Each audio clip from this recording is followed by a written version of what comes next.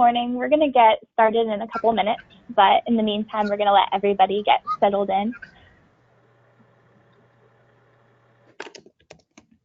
Thanks, Nicole. That makes sense.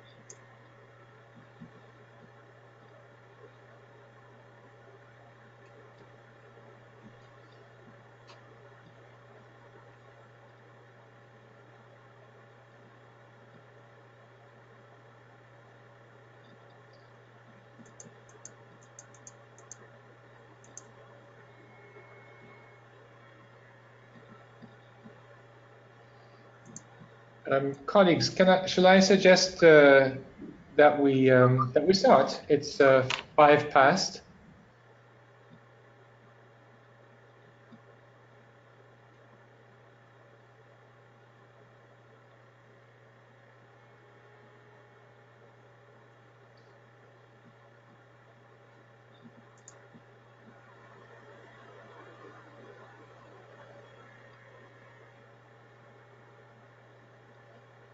Okay, Nicole from Page, we're just waiting your thumbs up to get started. Okay, I think we can sounds start good. then. Okay, sounds good. Hello and welcome to our Page webinar, Defining a Global Capabilities Framework for Communication.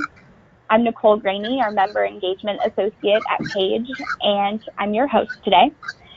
First, I would like to thank you for taking time out of your schedule to participate in today's session. Our speakers today will be Gregory, Chair of Corporate Communication at the University of Huddersfield, and Gregor Halff, Dean at the Copenhagen Business School. At the end of our webinar, we'll have time for a Q&A, so please hold your questions until then, or type your questions in the chat bar on the side of your screen. And one small favor, after the webinar, you'll receive a short survey, and our aim is to make these sessions as valuable to you as possible. So we ask that you please take a few minutes to share your thoughts with us. Now let's get started. Well, welcome everybody. This is a truly international gathering and that's very appropriate given that we're with Page today. And it's also appropriate because this is about an international capability framework. So thank you so much for joining Gregor and myself here today. We're going to focus on the Asian perspective for global capabilities and also the wider global framework. And just to tell you a little bit about the origins of the framework, it comes out of some work which was prompted by the Global Alliance for Public Relations and Communication Management, which you may have heard of, but which the Public Relations Society of America is a member of, as are most of the professional associations around the world. And they were very concerned about the issue of a global capability framework being developed because our profession is globalizing and there is no extant benchmark, whether we can tell whether the practice in Sao Paulo is the same in Brazil, is the same as it is in San Sebastian in Spain. And so they were keen to do this work. And we know, we'll give you a bit more explanation about that in a moment, but we know as well that Page has been working very hard on research around what is required for chief communication officers to move forward and establish a position of communications within their organizations as a challenging and appropriate discipline under their authenticity system research. And therefore, we've had a chat about this and we've discovered that there's great alignment between the work that Page is doing and what the Global Alliance is doing. So it seems appropriate to us that we combine this work, and that's the purpose of today's webinar. So we will be just going through very briefly some of the Page Authenticity System 4-step plan and then linking that to capabilities. And I should say that you're one of the first groups of people to have a webinar on this, and therefore we're very keen to get your feedback, as Nicole mentioned when we opened up the webinar. So these are the objectives of the session. I won't read them through because you can read probably better than I can.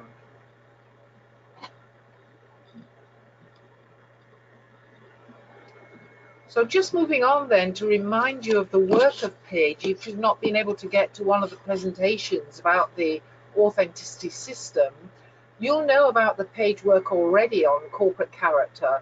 So work has been done to develop that, but also to bring on a new strand, which is about communication technology. And just for me to remind you, if you've not heard of the new research, really the corporate character work has moved forward both on determining more about the role of chief communication officers in developing the brand, which is really about identifying, embedding and activating the differentiated identity of the organization, its DNA, if you like. And in Page's view, and in the view of the Global Alliance too, did similar work with its Melbourne mandate. The brand is not just about pictures, of course, or visual identity. It's about everything to do with the organization. So that's about its management systems, its architecture. It's about the way that it touches with every stakeholder and every contact that it has, creates meaning for that stakeholder. So brand is a huge proposition these days. On culture, this is really about the inside of the organization. It's how the company behaves, how its values are enacted internally, and importantly, how its management systems and work environments and ways of collaborating determine the culture of the organization. And then finally, we know that societal value is really going up the agenda for many organizations. So how is the organization aligning with and contributing to social good? Crucially important, because really, unless we're contributing to the social good, then the organization's license to operate is at threat. Then running in parallel with these three elements of corporate character is some new work that Page has been doing on Comtech, or communication technology. And this is really about the three things that are shown on your screen there. This is about engaging in practices online and in traditional media too that build trust. that we as Chief Communication Officers are profoundly responsible for engaging and shaping the digital future of our organisations, and that we need to build that capability within our teams and personally. It's really about using data and techniques to optimise the performance of all content in order to build trust and engage stakeholders in new and meaningful ways for them. So just moving on then to link that with the work that's been done on capability by the Global Alliance. So you can see that underpinning these 4 areas, there are some key capabilities that need to be developed by everybody in communication. And these really align very well with the capabilities that the Global Alliance has identified. So defining and enacting corporate purpose, building a narrative that connects with stakeholders and creates meaning for them, shaping organizational culture and demonstrating social value are capabilities that are required in the modern world. And then specifically on culture, defining and communicating what that culture might be, encouraging behaviors that are going to positively contribute to it, and embedding change within the organization are key. And on social value, well, first of all, we need to identify what that social value might be, and because we are the people who engage regularly with stakeholders, who is better placed than us to define what our stakeholders' reasonable expectations are with our organization. And then ourselves being embedded in building a business strategy that ensures that the license to operate for the organization is assured into the future, and adding a story that builds value, an added value story about communication, but about the organization is crucial to this. And then running alongside that, obviously, if we're going to be the exponents of excellence, if you like, in communication, we need to be able to use content and channels expertly, engage with those stakeholders who count and who count for us, and maximizing business performance for the whole organization as communication takes center stage. So linking that to the global capability framework then, you can see there's an indicator there of some of the capabilities that we have defined within the Global Alliance as being important. And you can see from the senior practitioner point of view, we now live in a global profession, and how do I know that business that is done in Spain is done similar to the country where I work, and how do I know that communication means that the terms used in communication and the capabilities used are similar throughout the world? Well, this is what this particular piece of research done by the Global Alliance was designed to fill a gap in. Currently, there is no global benchmark. There are some frameworks, but they're mainly Western orientated and backward looking. So the research team who were involved in this is showed here on your screen now, so you can see Gregor top right there, but also I'm pointing to Katerina Tetsura, the American researcher, who's on the bottom right, and where if you want to catch more of this, Katerina and I are running the webinar tomorrow. So the research was undertaken in 9 countries, they're all represented there, and then the research team got together to ensure that we didn't just do an aggregation job to push together the 9 country studies into a global framework, but 2 days of discussion, picking each framework apart and determining what was actually appropriate for a global framework was undertaken by the research team. 2-day workshop based in London. And this was not just knowledge of what goes on in individual countries, but all the researchers have knowledge, and you'll hear from Gregor in a minute how his knowledge of Asia was able to help sustain our conversations around a global framework. So normally when we talk about capability, there are 2 ways we can do this. First, we can take a sort of micro to macro perspective, where we come up with a huge list of capabilities based around knowledge, skills, attributes, behaviors. We can put levels in, you know, intermediate, starter, senior level. But we normally, if we approach things this way, end up with huge lists. And indeed, the Global Alliance did that. And we ended up with a list of knowledge and skills and abilities that ran to some 42 pages of various levels. Very cumbersome to use, still Western-centric. So there's another approach. We can look at the other end of the telescope and go macro to micro. And in this approach, you actually define the minimum number of statements that scope the breadth and depth of our profession. And we came up with 11 of these. None of these statements overlap, but in totality, they describe the totality of the profession. And these explanatory statements are then underpinned with a few sub-capability. And this approach is appropriate for a global framework because it allows elasticity of interpretation. And Gregor is going to show you some of these statements in a minute. They will describe what happens in your country, but it does mean as well that if activities are undertaken slightly different in other countries, there's elasticity in those statements to embrace that.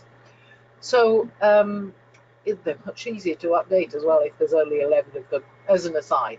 So capability really is about looking at the potential of the profession. It comes originally from the work by the Nobel Nobel economist Amartya Sen, who did a lot of work in developing capabilities in developing countries.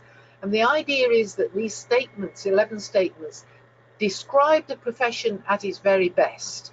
And it's about the person who has choices. We have choices in our career, we know that. When I was a practitioner, I did very little political communication because I had a trade body who did negotiations with government bodies. But I was absolutely red hot at media communication in all its aspects. So career choices often determine which capabilities we want to develop. But also our organizations will require certain capabilities from us. So this is not a free-for-all for the individual to choose. And of course, the profession as a whole moves forward, and we have to take good cognizance of what the profession as a whole is requiring of us. So other professions are moving towards this capability approach. If I mention engineering and nursing, two huge professions that are getting away from this precise statements about skills and knowledge to move towards capability statements, because these are very context specific. It allows for agency for organizations and individuals, and it also means that choices can be made that are appropriate to the time and context in which people are operating at any one time. So I'm going to hand over to Gregor now to actually introduce the Asian results to you and to show you the global capability framework as well. Thank you, Anne. And colleagues, I'd just like to reiterate what we just heard from Anne in that the concept or the discussion about capability is always in context. That means that there's a cultural, there's a geographical, there's political context to those capabilities.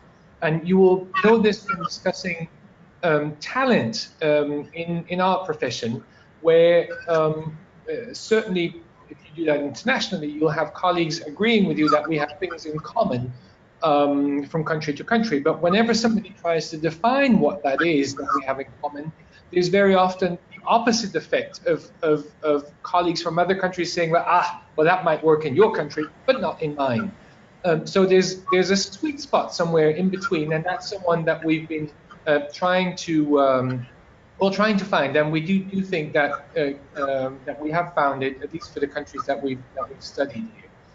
I'm going to just walk you through both that principle as well as the particular case of Singapore, where I've had the privilege of being based for the past 10 years until last year. And what we saw, Singapore is a very mature economy, as many of you will know. It is a country that is capitalist in nature, but at the same time has a strong role for the central government. It is a country that is multi-cultural, but also has strong links to the so-called West. So in a way, Singapore is so unique that its profession and its PR capabilities develop in context as well. As in all the other countries, we went through this in multiple stages of surveys and of focus groups. And in those stages, you become sharper and sharper. And this is the result for Singapore. I'll contextualize that in a minute by talking about the Asian capabilities and then about the global ones. And you'll see how they actually fit together. What we realized in Singapore is that we have 3 sets of capabilities that senior professionals, mostly senior professionals, consider to be the optimal situation of somebody who's highly competent in our profession.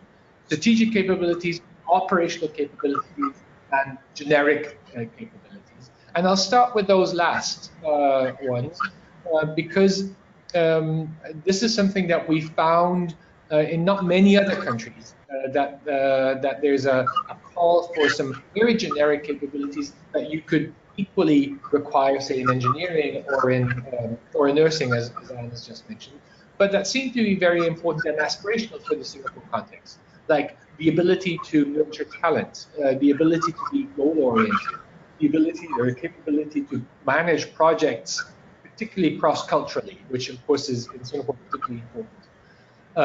The ability to hold and extend accountability, but also to apply principles of good governance.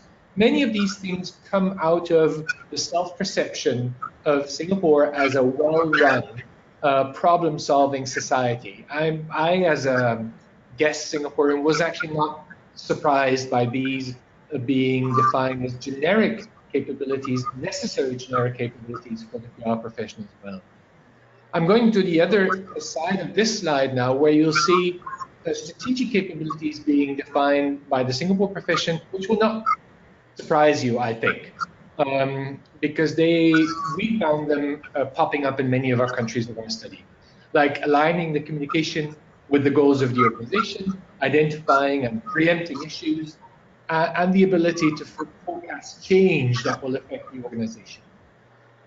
What did surprise us in Singapore was that even for the highest level of the profession and the highest level of embodiment of capabilities, there were still some operational capabilities that popped up that in many other markets and countries you would consider to be operational executive and even maybe even mid-career types of capabilities, like storytelling, like collecting and using data, like the ability to use all communication channels, and the ability to make sense of the organization with third parties.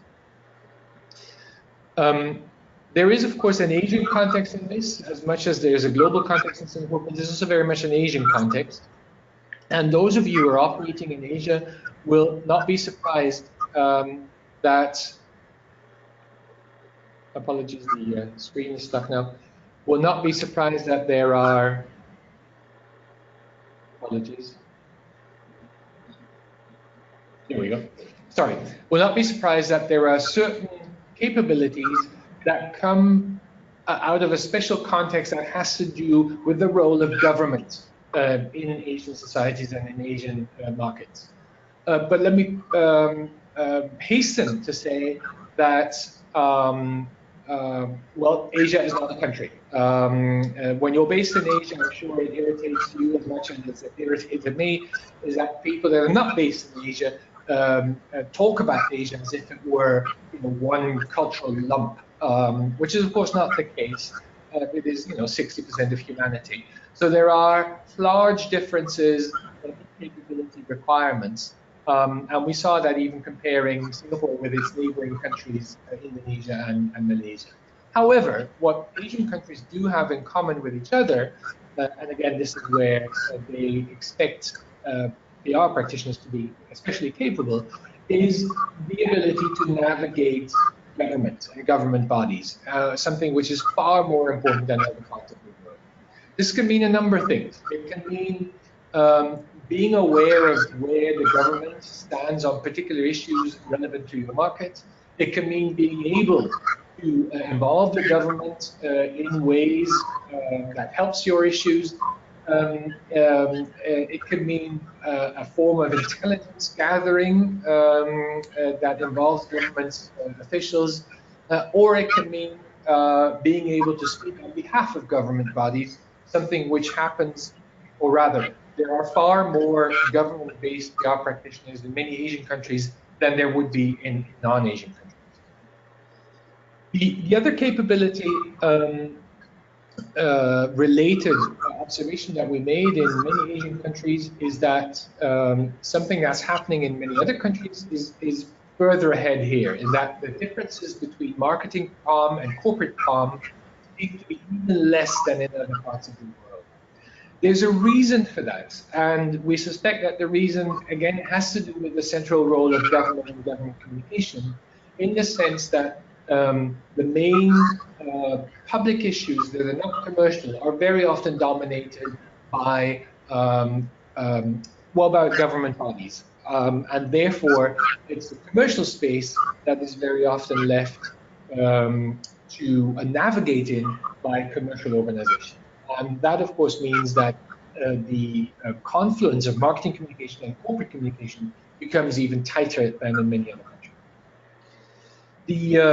And this might be a cultural trope or a cultural cliche, but this is what many of Asian colleagues tell me.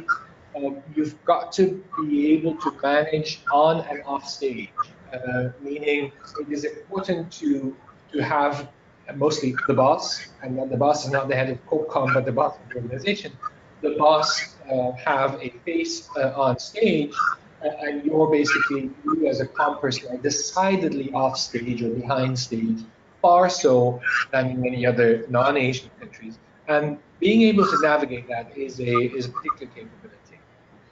One of the challenges that we've encountered in many rapid growing markets, and of course the Southeast Asian markets are among them, is that because they grow rapidly, there's a lag effect on capability development. Many agencies, but also corporations, poach each other's talent, and what that means is that because there's such a thirst for talent, there's really not much time to develop and to grow talent. And that leads to both exceptionally highly qualified and capable senior practitioners, but also a mid-level group of practitioners who are, in some cases, in their roles maybe a few years too early.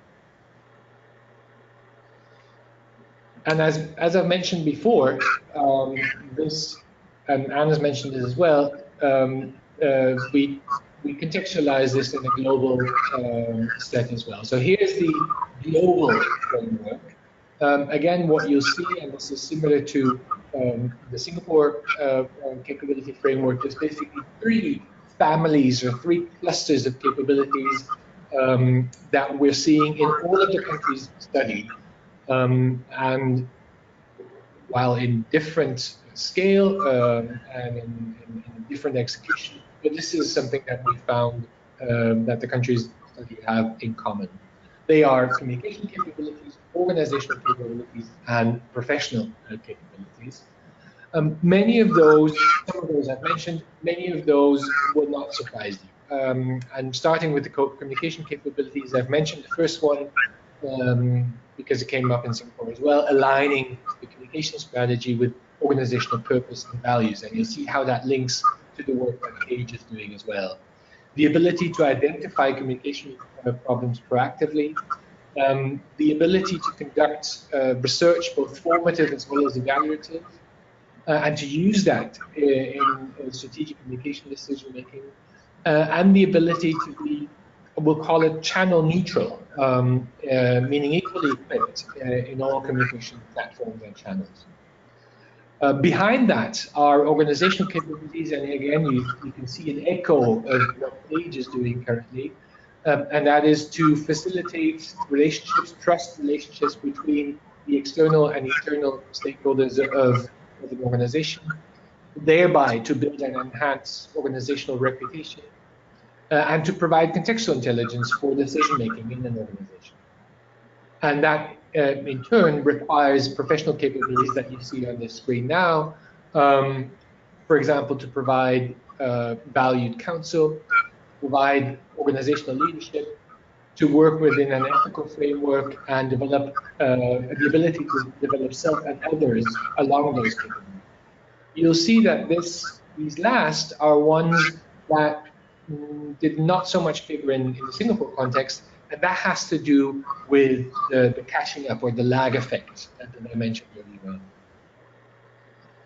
on. Moving on, because there are sub-capabilities in these, and I'll just pick out these that are organizational because they are mostly tuned to the work that Paige is doing.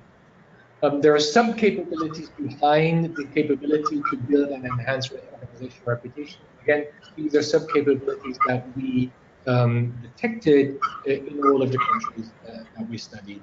And they, in turn, they're basically independent variables that contribute to the capability that you see on the left of the screen, like identifying, analyzing, and strategically advising on key issues, helping the organization enact its purposes, helping shape the organizational culture, and understanding the key intangible assets of an organization, which of course is precisely what the work on Page is about as well. We did take this another step further because, as you will see, while these are all studied in aggregates, they are actually individual capabilities and something that the individual can improve on. Which is why we, and this is very much Anne's work, took the global capability framework and turned this into one that is individually accessible and becomes a tool in which an individual can determine where she or he stands on the scale of the capabilities that she has a context defined as relevant. And this is where I'm handing over back to Anne, but not before pointing out where you can see the full, meaning aggregate version of that framework for later reading. Thank you so much, Gregor. So the 11 capabilities are expanded into that document into 37 sub-capabilities as well. So just to draw some conclusions from the work that the global research team did, we were actually pleasantly surprised at the broad level of alignment that there was on capabilities. Although there were cultural and regional differences, there was actually good agreement about what constituted capability recognizable around the world. There were important differences, and Gregor has brought some of those out for Singapore, so I won't go into that in any more detail, except to say that, for example, things like in China, there is no free press, so that's clearly going to have a huge impact. In South Africa, there was tremendous emphasis on ethical concerns around communications, and you can understand that. And in certain Latin American countries and in Southern Europe, personal communication takes a higher profile than maybe for Northern European and, say, US countries. So this exercise has been useful, intrinsically useful, for a few reasons as well. We found that those early adopters of the framework have actually found it a very powerful tool, particularly senior communicators, in their organizations to say, don't just listen to me. I am preaching the gospel about the role of communication, but here is a global piece of research that demonstrates what the scope and depth of communication should be contributing to our organization. And of course, the expanded capabilities demonstrate how huge the range of responsibilities and the potential of the profession that there is there. And the other thing is that it's been very helpful to senior communicators, CCOs, to articulate their own and their team's role internally. So they've used this document that Gregor has referred to, the Global Capabilities Framework, to stimulate conversations within their own organization about their role, but also to develop themselves as groups of individuals. CEOs have been using it for leadership discussions with their teams to say, look, I don't expect you to have all these capabilities individually, but as a team, we really do need to be able to demonstrate this if we're going to add the value that we feel that we should be adding to our organizations. And then finally, just to say that it does mean, as Gregor was saying, that context is crucially important here. It allows teams to decide for themselves and in their context what is appropriate, because it has the elasticity that I mentioned before. So tools, platforms, channels take on different priorities depending on the context in which you operate. So what we've done to try and bring this to life is develop a software tool, and I'm going to demonstrate that to you in a second. But what it allows you to do, you see the little radar chart there on the left, is it allows individuals and it allows you as a senior manager to do a development profile for yourself and for members of your team, which captures what your capabilities are now, but also what you might want them to be in a year or 5 years' time. And this is important because it opens up conversations about, well, what do you want the individuals of your team to do? And you want them to do everything. So it's perfectly okay for individuals to specialize in particular capabilities because that's the role that you want them to play. And you'll see from here, there are no levels here. Again, referring to my own time when as a practitioner, I was red hot in media communications when I was quite junior. But actually, in some areas of capability, I was very unschooled, and it wasn't required of me at that stage. And the reality is of professional lives that even when we reach the most senior levels and we lose maybe some of the day-to-day operational responsibilities, our profile of expertise is variable, is lumpy. We're not 100% proficient at every single capability. Neither should we be. Otherwise, why would we have a team? So this gives you the flexibility to say, I want people to specialize. They can be absolutely, truly expert at some areas, but not in others, and that's okay. And then on the right, it just shows you that you can build up these capability profiles for each member of your team and overlay them. And it helps you with things like team planning and succession planning. So what we'd like to do now is to actually begin to demonstrate this software tool to you. We'll finish off with that. So on the next slide, you can see here a URL. And if you click onto that, it takes you through to this screen here, which is the Global Capabilities landing page. So you can see that. And what you need to do when you first go onto this landing page is to register. It's very intuitive here. I've already got myself logged onto here. So I'm just going to do a little log on for you. And again, you can see then how easy it is to do this. So my credentials here are very predictable. And even if I spelt my own name correctly, it would help, wouldn't it? So there we are. And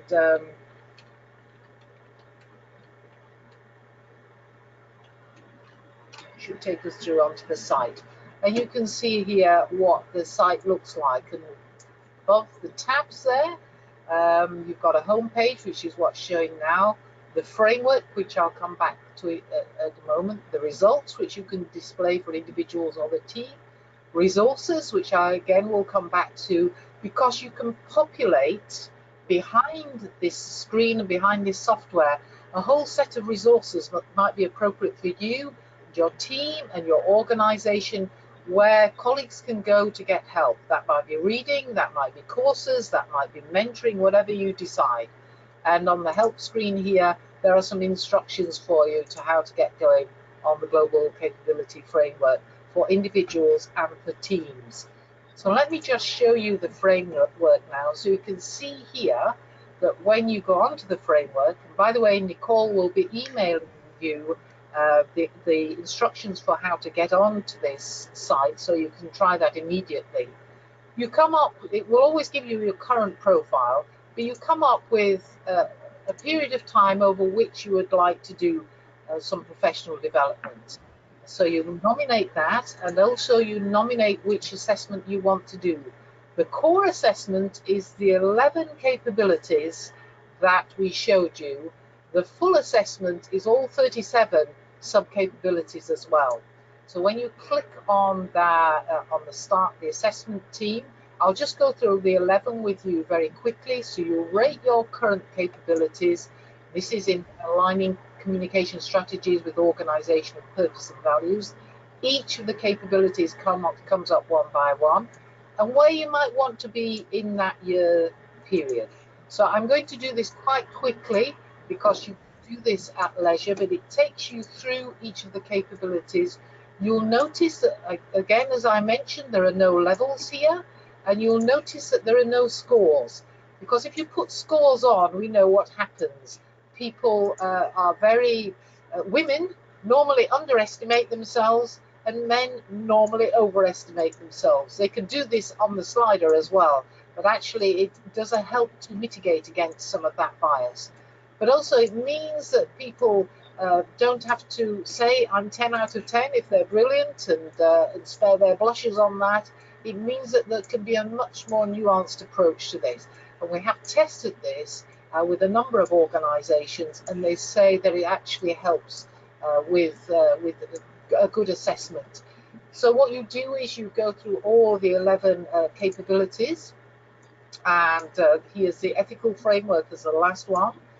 So you save and finish, and after you've saved and finished, it will actually come up with your results. So just give the software a minute to do that.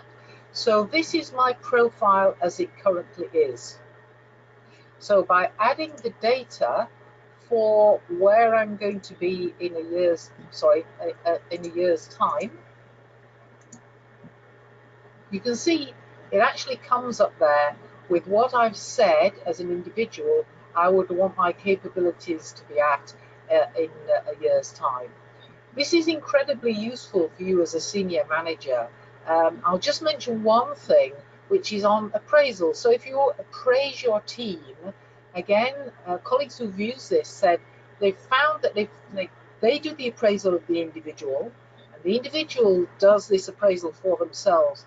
It helps to start a really positive conversation about where skills should be developed, how they should be developed, whether they should be developed, and what the profile of skills and capabilities each individual should have. Now, you can also do this for your team. I'm not actually going to demonstrate that right now because it takes time, because the instructions that you will get will take you through that step by step. But you can imagine that if you have the current capabilities of all your team there and what you would like them to achieve over the next period, whether that's a year or 5 years, that's going to be incredibly useful to you as an individual, but also to help you develop conversations with your team.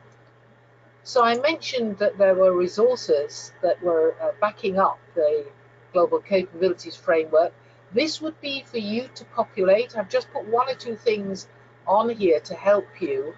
The New Zealand Public Relations Association, PRINS, has actually populated this with a whole load of courses. So you can see here, Catherine Arrow is doing something on writing skills for communication, and at the bottom there, the capability framework, individual sub-capabilities that are addressed by this course are actually labelled there.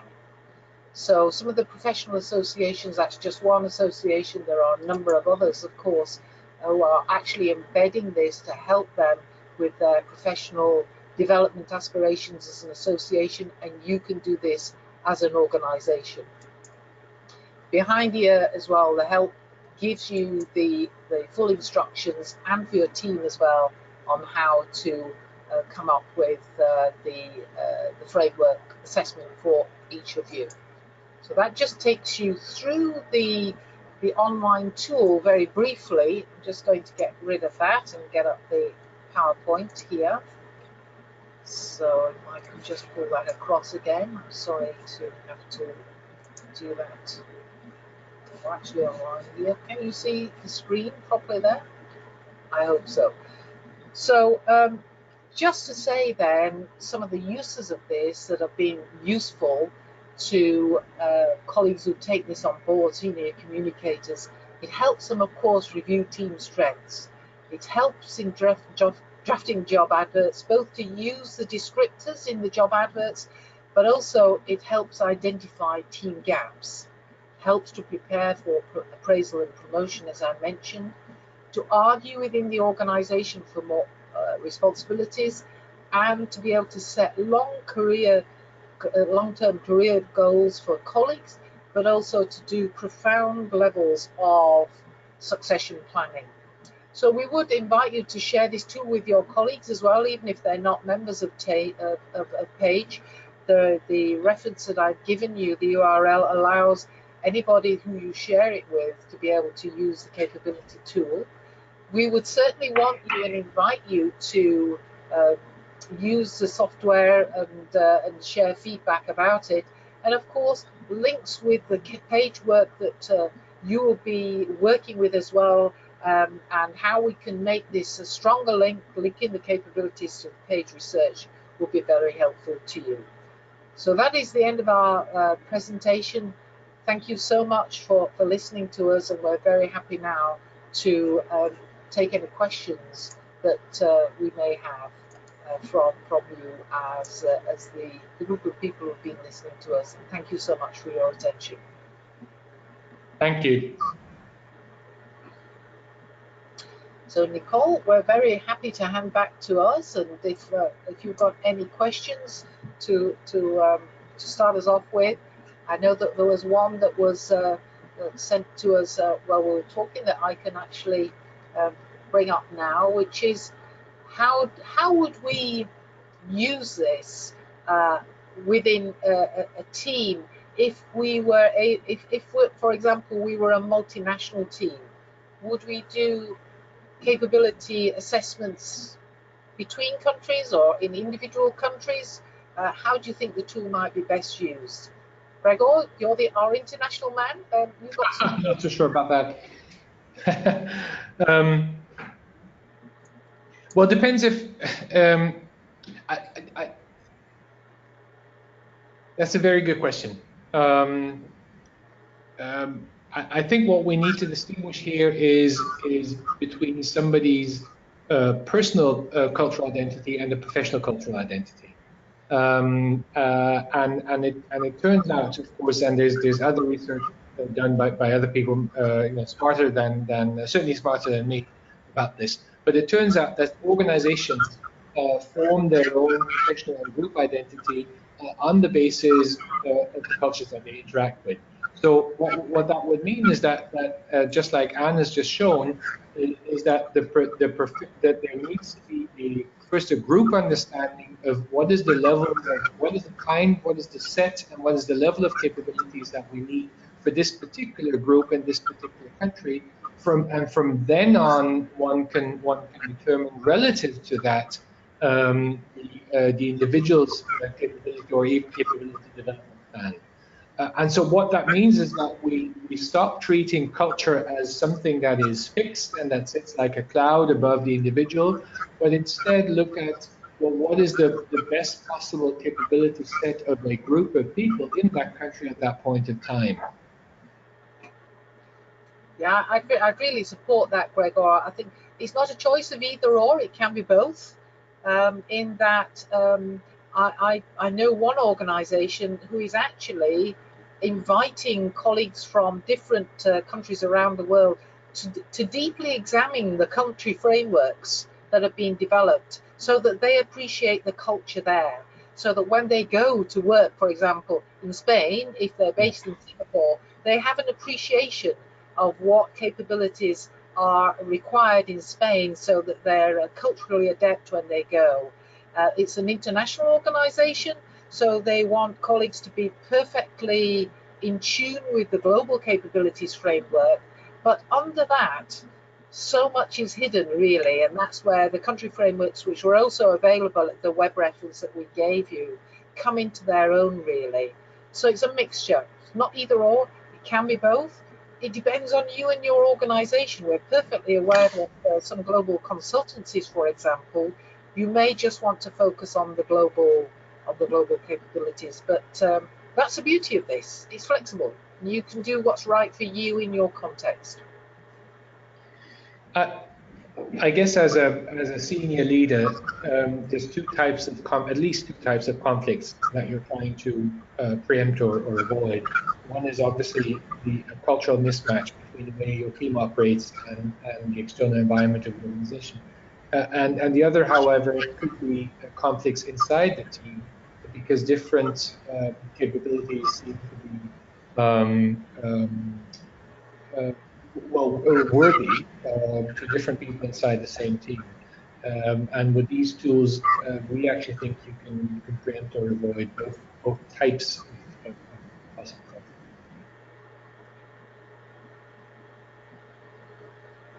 So another question that I'm often asked is why we haven't put levels in the capabilities. In Page, for example, in some of the work that you're doing, you're suggesting that there are levels, an expert level and a more junior level. And be very happy to get your feedback on that and whether or not you feel that really should be there. But our discussions, Gregor, very much has been, isn't it, in the research team, but also with the practitioners that we work with. And I have to say we work very closely with the national professional organisations on this, is that actually taking levels out is helpful because the levels are different in different countries. And also, as I mentioned before, it encourages people to fulfil their potential. And sometimes quite junior people are incredibly expert. We look at a whole social media thing. Young people are often much more expert than, the old guys like me, and therefore that they are able to demonstrate expertise at a very high level is perfectly okay, and they may be less expert at others. Gregor, I don't know if you have any comment on that. Well, I mean, it goes back to what we were just saying. If a scale is numerical, that implies that there is a fixed external reference point. And that, of course, is a simplification that particularly the senior leaders know that that's not the case. The reference point is what is appropriate in a certain market and for certain organizational requirements at that point of time in that market.